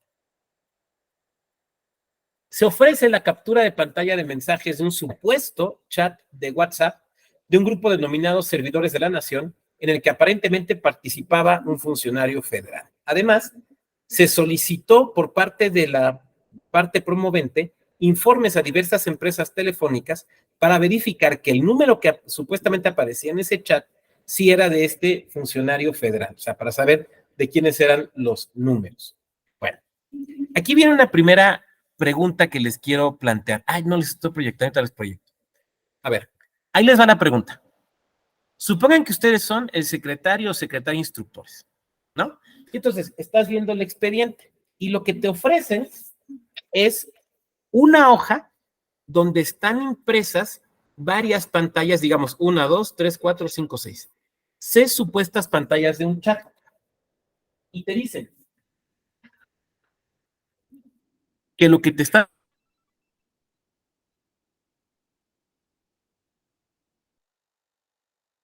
entre tales y tales personas.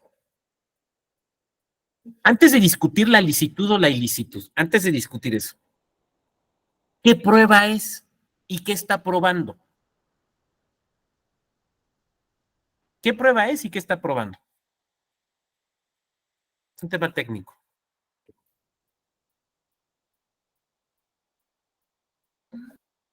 ¿Qué prueba es y qué está probando? A ver, dígame. ¿Es documental, es pericial, es técnica? ¿Qué es?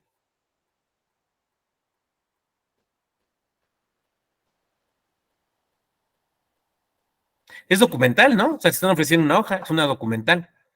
Ahora, ¿es documental pública o privada? Es documental privada, proviene de las partes. O sea, no está certificada, no es nada. Ok, muy bien. Ahora, ahí te va la pregunta más importante. ¿Esa documental prueba la existencia del chat y lo que se dijo en el mismo? ¿A ti te lo probaría? A ver, tú eres magistrada o magistrado, y yo te llego con el proyecto de resolución. Y yo te digo, mire, don magistrado, al darte la cuenta, aquí, con esta documental, están probando la existencia del chat. ¿Tú qué me dirías? Es un indicio de prueba, maestro, y que esa prueba necesitaría ser perfeccionada. Por lo tanto, ¿a ti te convence, Gerardo, de que con esa prueba te estoy convenciendo de que sí existe el chat? De que es posible su existencia, ¿Pero te lo estoy pero acreditando más allá de toda duda? no, para nada. ¿Qué No. tendría yo que hacer, Gerardo, para convencerte de que sí existió el chat? Solicitar el perfeccionamiento de esa prueba por medio de la remisión a las empresas que otorgan el servicio de que remitan las sábanas donde están los WhatsApp, los textos. Bueno, pero a lo mejor es de esto. Podría ser, sí, pero una forma más sencilla, más fácil. Adelante, César. Podría ser una prueba pericial en informática. Pudiera ser, sí, pero hay una forma más sencilla. Un testimonio notarial o una oficialía electoral, ¿no? Donde yo llego con el oficial electoral, con el teléfono, con mi teléfono, y digo, a ver, vamos a verificar aquí, quiero que dé fe de esta conversación. Entonces, aquí está mi equipo, en frente del oficial electoral, desahogando la diligencia, le pongo la clave para poder entrar, entramos a la aplicación de WhatsApp, entramos a la conversación y empieza a ver la conversación y la empieza a transcribir. Y a lo mejor si hacemos captura de pantalla y los imprimimos. Pero entonces, es el oficial electoral el que está levantando un acta, o en su caso el notario. Esa documental, ¿qué fuerza va a tener? De una documental pública, que esa sí va a acreditar la existencia de la conversación, la existencia del chat, porque se está desahogando ante un funcionario o funcionaria dotado de fe pública. Y además hay ciertas formas para desahogarlo. ¿Quién me entregó el teléfono? ¿Cuáles son los datos de identificación? ¿A qué aplicación entramos? ¿Qué encontramos en esa aplicación? O sea, se tiene que hacer bien, es lo que quiero decir, ¿no? Bueno, obviamente yo solo puedo ofrecer mi teléfono. Si quiero ofrecer el teléfono de Luis Fernando, así tengo que señalarlo desde un inicio. Y Luis tendrá que concurrir a la diligencia y presentar su teléfono porque voluntariamente lo está poniendo a disposición. ¿De acuerdo? Pero yo no puedo simplemente decir, pues me encontré este teléfono tirado, ¿no? Ahí estaba tirado. Entonces, casualmente di con la clave para destrabarlo y casualmente me metí al WhatsApp y mire casualmente lo que me encontré. O sea, eso no se puede, ¿no? Entonces, ¿Ese es el caso, la no, maestro? simple hoja, pero nada más para acabar la idea, la simple hoja no prueba nada. El compañero Gerardo dice indicio, pues, a lo mejor un indicio, pero per se no prueba nada. Hay que desahogar, se tuvo que haber desahogado en una oficialía electoral correctamente una revisión del teléfono para ofrecerla como documental pública. Ahora sí, Gerardo, adelante. Aunque al parecer ese era el caso, ¿no, maestro? En ese asunto, que lo que se habían ofrecido por medio de los impugnantes eran nada más las conversaciones de esos grupos de WhatsApp de unos servidores de la nación, pero, o sea, la deficiencia que tenían en cuanto a esas pruebas, o en cuanto a esa prueba, era que no, en realidad no existía, o nunca tuvieron los aportantes de la prueba acceso a esos teléfonos. Exacto, y entonces, como no tuvieron acceso, por eso querían que el tribunal, o sea, lo que hicieron fue los ofertantes de la prueba mandar oficios a Telcel, Movistar y todas estas, ¿no? A ver, danos información. Y lo que querían es que el tribunal les presionara a estas compañías para que entregaran información. O sea, lo que querían es que el tribunal perfeccionara una prueba ilícita. Porque, y tú como, a ver, tú dices que estos pantallazos representan una conversación. A mí no me convencen que sea una conversación, pero bueno, tú estás diciendo esto. ¿Cómo los tuviste? Te los tuvo que haber dado, para que los puedas ofrecer, te los tuvo que haber dado a alguien que participa en esa conversación. ¿Quién te los dio? Que te está dando acceso a esto. No, pues fue Juan Pueblo. No, fue María Ciudadanía. No, pero no, a ver, no. Eso es prueba ilícita. Eso es prueba ilícita. No, eso no se puede. Bueno, a ver, pero si voy y te hago la oficial electoral, no te la van a admitir porque es prueba ilícita. Tienes que decir de dónde sacaste, cómo tuviste acceso a esa conversación. Bueno, voy con un notario. O sea, a lo mejor un notario sí te la va a hacer, pero sigue siendo prueba ilícita, porque no me estás diciendo a mi tribunal cómo tuviste acceso a ello.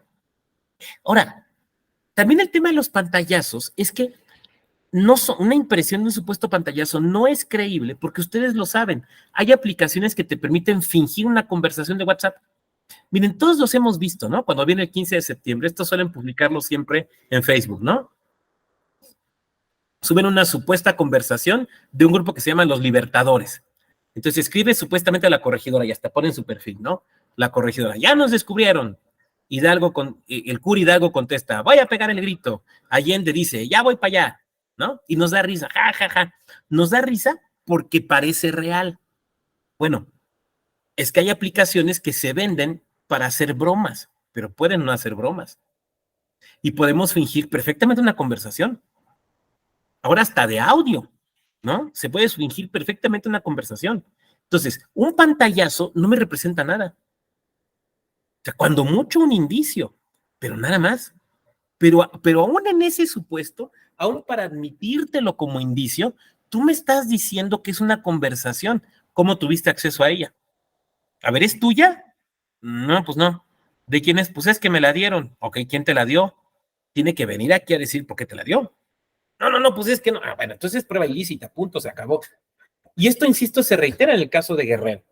Aquí dice, aquí tengo una transcripción de una parte muy importante de la resolución. Es la parte final en verde, dice. Sin embargo, la parte actora, vamos de tiempo, bien. La parte actora no expuso cómo obtuvo esas pantallas, esas supuestas pantallas, que contienen conversaciones privadas en una aplicación de teléfono de WhatsApp, y mucho menos la licitud de su obtención. En cierto sentido, es un poco como si la sala te dijera, a ver, ¿tú me estás ofreciendo estos pantallazos? Sí. Según tú son de conversación. Sí, claro, son una conversación, por eso que se giren los oficios y todo. Oye, ¿cómo tuviste acceso a ellas? No, pues no te lo puedo decir. Oye, ¿no será que tú estás interviniendo teléfonos? No, ¿cómo piensas eso de mí? Es que entonces, ¿cómo lo obtuviste? Me estás ofreciendo una prueba ilícita.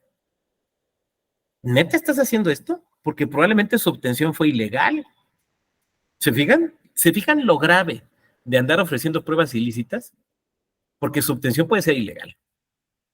Entonces, deja tú el tribunal, a lo mejor el tribunal no, pero a lo mejor la contraparte dice, ¿sabes qué? Te voy a denunciar por andar interviniendo comunicaciones. Y ahí sí vas a tener que explicarle a un juez penal cómo obtuviste eso. Y a ver si le andas diciendo que fue Juan Pueblo o María Ciudadanía la que te lo dejó allá afuera de tus oficinas, ¿no?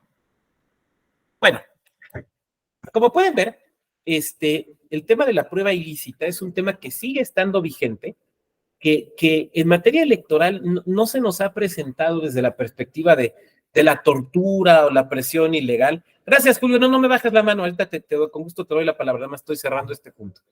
Sigue siendo algo que se presenta. Este caso reciente de Guerrero nos lo prueba. Ha habido casos también recientes, recuerdo alguno de Chihuahua que tenía que ver con violencia de género. O sea, esto se sigue presentando y seguramente se va a seguir presentando dado pues el amplísimo uso que hacemos todas y todos de los servicios de mensajería, ¿no? Pero aquí, tenemos que seguir entendiendo que se tiene que comprobar el legal acceso, la legal obtención de estas conversaciones. ¿Por qué? Por lo que dije hace un rato, no podemos combatir lo ilícito desde lo ilícito. Tenemos que combatir de manera lícita el ilícito. Entonces, no podemos admitir pruebas obtenidas con violación a estas reglas. Es difícil hacer una predicción a futuro, ¿no? Yo no quiero hacerla de un adivino electoral porque acaba uno quedando mal. Pero yo creo que estos asuntos se nos van a seguir presentando. Simplemente porque cada vez usamos más el WhatsApp, ¿no? WhatsApp, el Telegram, todo esto. Entonces, pues de repente así como tenemos, no sé, el grupo donde tenemos a la familia y la tía que manda piolines, y si no tienen una tía que manda piolines es porque ustedes son la tía que manda los piolines, y no me quejo de ninguna tía, me gusta que nos manden piolines. El WhatsApp de la familia, de los compañeros del trabajo, el WhatsApp de la cuadra o de la colonia, pues de repente pasan este tipo de cosas, ¿no? El chiste es cómo se obtuvo esa información. Bien, antes de pasar con Julio, les dejo aquí en pantalla solamente pues las formas de contacto, tanto institucionales como personales, que ustedes ya conocen. Y les quiero compartir un documento electrónico. Déjenme lo ubico.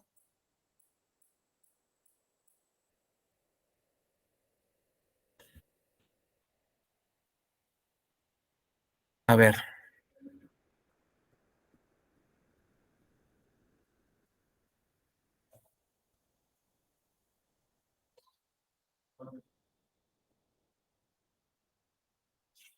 No, no lo encontré por acá. Espérenme tantito. Es un libro.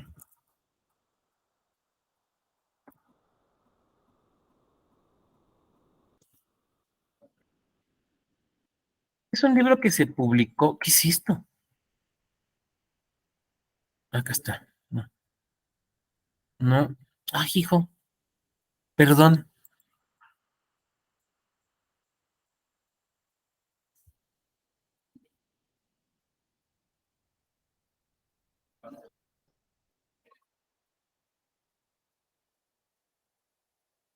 Ya no lo encuentro.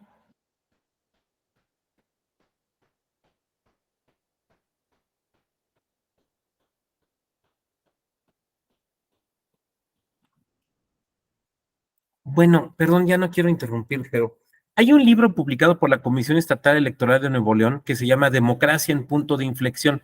Está en internet, pero ahorita por alguna razón no lo encontré de rápido.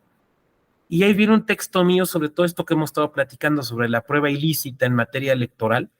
Entonces, pues lo remito a ese documento por si pudiera servirles para profundizar, pero no sé por qué no aparece aquí.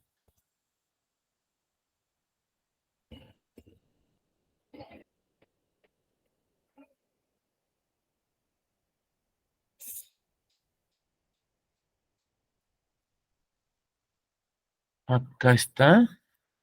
A ver, parece que ya lo encontré, a ver si es cierto.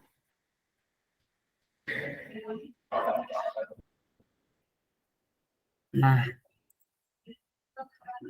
Bueno, ya les di el dato, por ahí luego lo podemos buscar, no sé por qué ahorita no lo encontré. Julio y luego Luis Fernando, adelante Julio. Sí, maestro, la verdad es que el comentario iba en el sentido de qué peligrosos son esos WhatsApp, ¿no? En la actualidad tenemos programas que nos pueden hacer conversaciones con cualquier persona y hacer ese mal uso, ¿no? De las tecnologías. Y digo, la buena fe del notario o de quien haga la oficialía electoral, pues obviamente él va a ser eh, o va a dar fe, ¿no? De lo que vea en el teléfono, pero obviamente sin que tal vez eso sea la realidad, ¿no? Y esa sería la cuestión del comentario, es justo lo que usted comentaba, por eso bajé la mano, ¿no? Porque iba encaminado en ese sentido de nuevas tecnologías que pues obviamente ya a muchos de nosotros nos están rebasando cosas que van saliendo a diario y pues bueno, yo creo que la autoridad siempre actúa de buena fe, ¿no? Pero ¿qué alcances van a tener ese uso de tecnologías con esas capturas de pantalla como el ejemplo que usted mencionaba, ¿no? O sea, híjoles, ahorita cualquiera puede hacer una conversación de WhatsApp y las ofertamos o le podemos hacer, perdón, un mal uso, ¿no? Dicen para la broma, yo creo que está bien, ¿no? Pero pues ya para otras cuestiones más serias, ya no sería. Por eso también yo creo que no solo basta el que más bien WhatsApp o las empresas emitan un informe, ¿no? Sino precisamente por eso se está especializando, porque al final de cuentas es una intervención a la intimidad. Por ahí nos habla precisamente el 16 constitucional, ¿no? Entonces, son cosas, insisto, pues el derecho es evolutivo y hay que actualizarse en todo ello, ¿no? Y la tecnología también va avanzando. Ahí mi comentario, maestro, gracias. Gracias, Julio. Y es muy interesante tu comentario porque, a ver, o sea, esto de las conversaciones fingidas, que ya es muy fácil hacer y que hemos visto, ¿no? O sea, es muy fácil. ¿Y cuántas veces hemos visto esto que nos publican en Facebook, ¿no? De que sacaron otro perfil con mi foto y están pidiendo... A mí me pasó con un amigo magistrado federal, no de lo electoral, que un día de repente me manda un mensaje, ¿no? Oye, va, pues que sí, Luis Octavio, que no, me extrañó porque se refirió a mí de una manera que normalmente no lo hacía, pero pues, no sé. Tengo un problema, ya saben, la clásica de dinero, ¿no? Y así como... O sea, sí somos cuates, pero yo no sería la primera opción para pedir dinero. La clásica, hablas por teléfono, oye, fulano, disculpa que me llegó este mensaje, oye, qué bueno que me avisas, ¿no? Pues para nada. Bueno, pues, ¿cuántas veces nos ha pasado eso, no? O cuántas veces hemos escuchado también de gente que cae.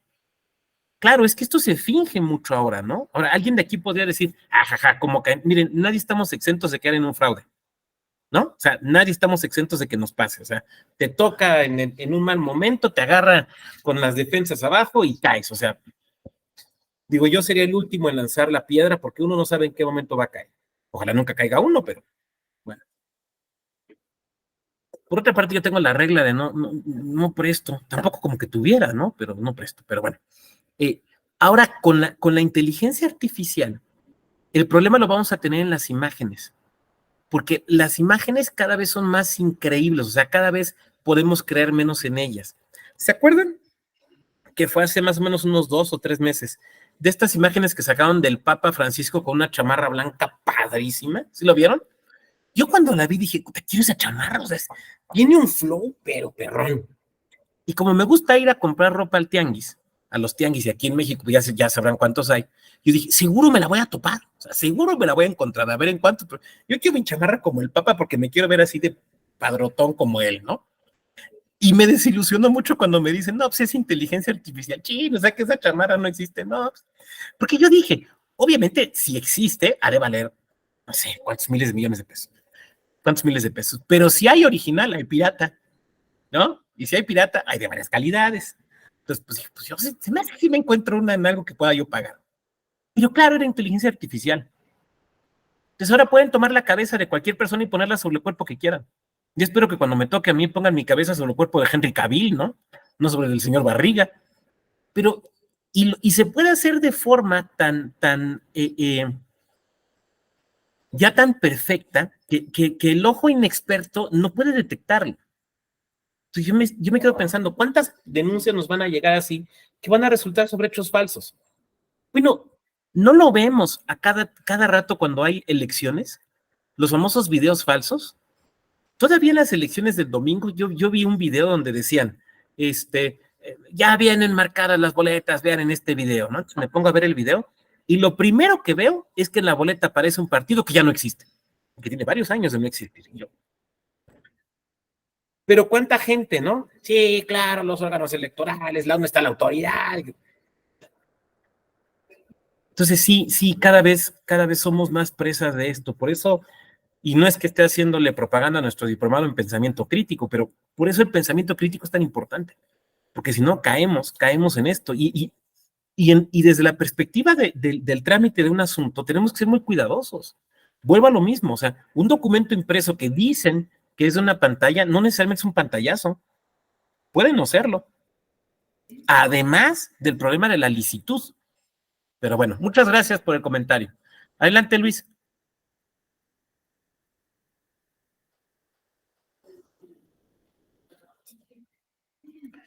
Luis Fernando, tienes la manita levantada. Adelante, nada más activa tu micro, porfa.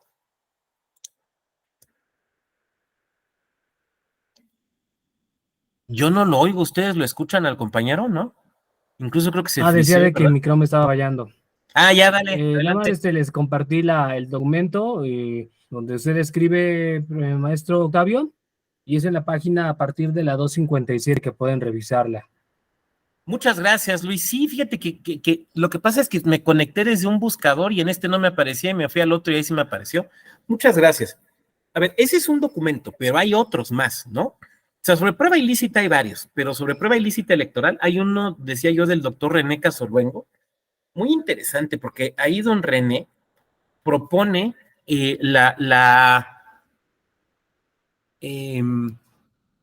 admisibilidad de intervención de comunicaciones para ciertos ilícitos electorales, no ilícitos penales, sino ilícitos electorales.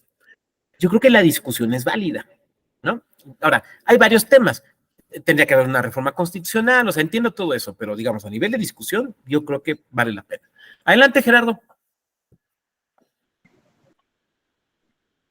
Maestro, nada más para, pues, darle las gracias por los temas. Estuvieron, la verdad, bastante interesantes, me gustaron mucho. El tema de la prueba ilícita siempre me ha llamado la atención, pero no lo había disfrutado tanto como en esta ocasión, inclusive con otros maestros del tema penal exclusivamente. Me gustó mucho, lo felicito. Muchas gracias. Hombre, Gerardo, muchísimas gracias. Mira, a mí me gusta mucho porque mira, mi origen es procesalista, ¿no? De hecho, mi último libro es eso, es un curso de teoría general del proceso. Yo me considero procesalista, pero digamos que mis grandes pasiones jurídicas es el derecho procesal y el derecho constitucional electoral. Entonces, por eso me gusta mucho esta materia, porque se conjuntan ambos elementos y porque, como espero haber tratado de explicar, esto es una cuestión de técnica procesal, o sea, tanto en el ofrecimiento de la prueba como en la admisión y el estudio de la misma. Y me gusta mucho también porque es una materia esencialmente práctica. Yo sé que suena un poco contradictorio, porque de repente uno podría pensar, ¿no? No, pues fulano de tal es doctor, no, pues nos va a hablar con puras palabras raras, estrambóticas e inentendibles como por acá. Pero yo la verdad es que pienso que si la teoría no nos sirve para trabajar con la realidad, no nos sirve. Entonces, o sea, porque además trabajamos con cosas prácticas, ¿no? O sea, yo ahorita soy profesor investigador, pero antes fui autoridad y me tocaba resolver. Y en el futuro, pues Dios sabrá qué me toque ser. Pero si no tiene uno conciencia de la importancia práctica de los problemas, pues no nos sirve de mucho. Muchas gracias, Gerardo. Muy bien, ¿alguien más? Bueno, no siendo así, yo les agradezco mucho su amable presencia, les deseo que concluyan muy exitosamente su diplomado y espero que nos sigamos topando en otras actividades de la Escuela Judicial. Muy buen día. Saludos, doctor. Muchas gracias, hasta luego. Gracias, doctor, hasta luego.